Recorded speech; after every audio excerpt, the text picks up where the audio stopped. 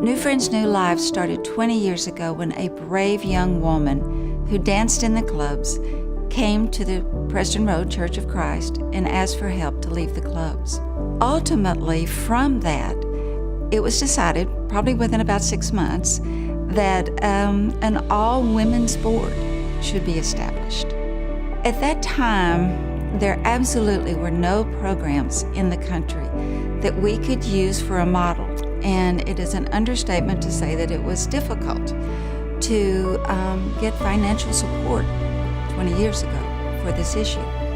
No one wanted to hear the ills of human trafficking, and most people had no idea that there was such a thing as human trafficking. New Friends, New Life started with women opening their homes to their friends and neighbors to tell the stories of exploited women needing help and how our community could get involved. And we were amazed by how many in our community wanted to do something to help. And then, by word of mouth, in the clubs and on the street, women heard about the program and started to come, seeking help and services needed to start a new life.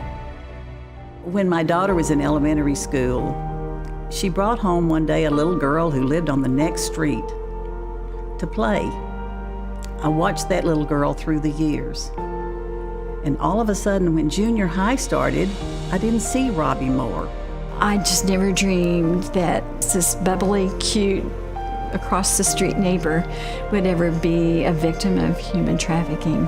At a very young age, it was the 70s, people were partying, and I started doing drugs, and that led me into out with a couple of friends one night, and there was a topless bar, an all-nude bar, and we were in our immature curiosity, we walked into it. In my immature mind, these guys paying attention to me, oh, you're beautiful, you're special, oh my gosh, look, we've never had someone like you walk into our doors before.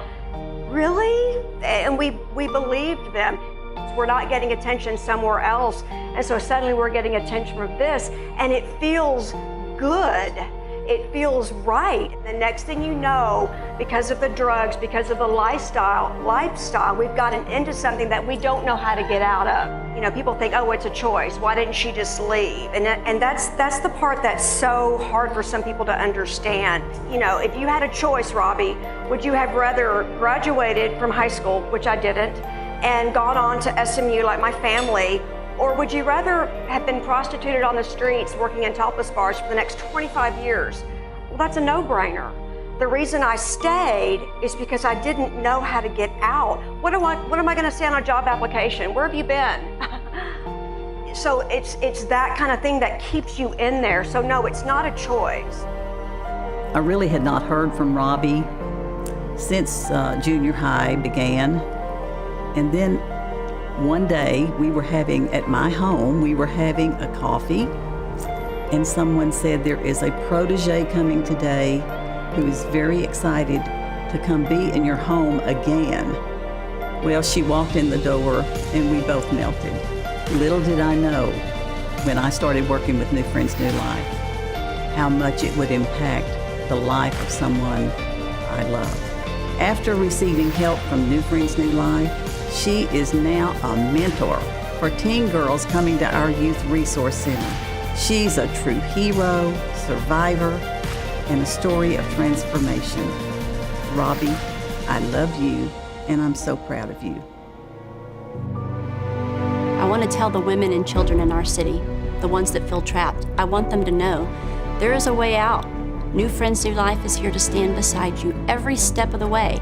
And if need be, we will stand in front of you to give you the protection you need to find your own voice.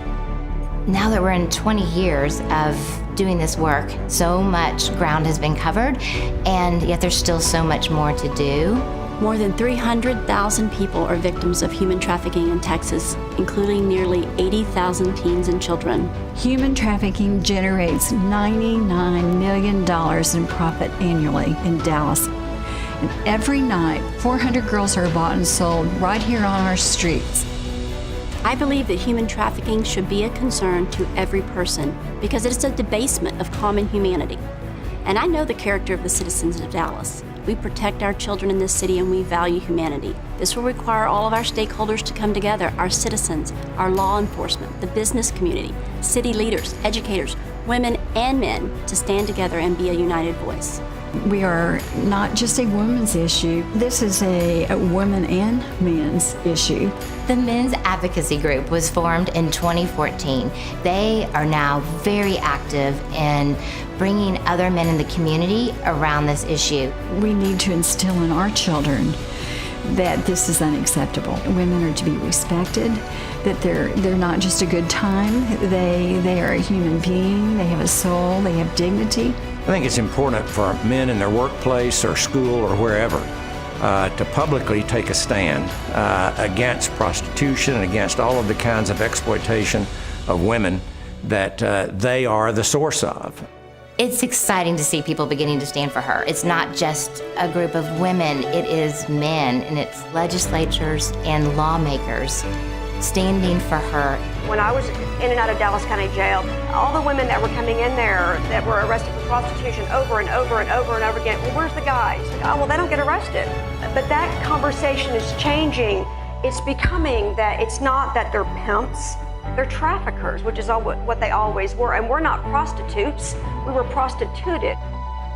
Long before people had this issue on their tongue and in their knowledge, New Friends was there. I just can't even begin to explain how grateful we are that we've been able to arrive to it today and to be able to educate people. We are the catalyst that helps others want to see change. Once people get it, they can't look away. No little girl should be bought and sold. We just must do something about it. It can be your daughter, be your sister, be your neighbor. My hope for the future would be that we have zero tolerance. I would love to see the end of sex trafficking in my children's lifetime. To the traffickers, your time in Dallas is limited, and we are coming for you. Join New Friends, New Life and stand for her. Not our children and Not our city.